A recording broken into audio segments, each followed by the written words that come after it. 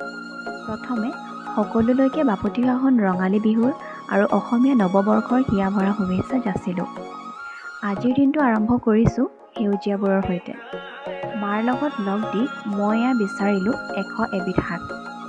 তাৰপিছত মাটিমাহ, কেঁচা হালধি, থেকেৰা পিচি তাতে অলপ মিঠাতেল দি ল'লোঁ গা ধুবলৈ বুলি।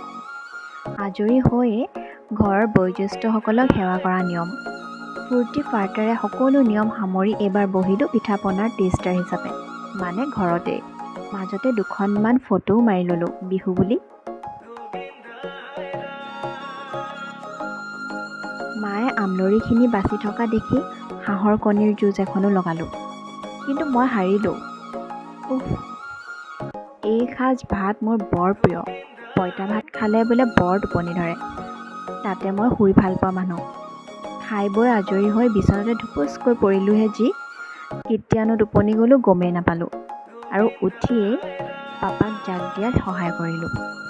তাৰপাছত গধূলি অহাৰ আলহীৰ সৈতে কথাৰ যিহে মহলা, ভিডিঅ' কৰিবলৈ পাহৰিয়ে থাকিলোঁ। পুনৰবাৰ আপোনালোক সকলোলৈকে ৰঙালী বিহুৰ হিয়া ভৰা শুভেচ্ছা যাচিলোঁ, আৰু এই নতুন বছৰটিয়ে যেন আপোনালোক সকলোৰে জীৱনলৈ মৰম, সুখ সকলোবোৰ কঢ়িয়াই আনক।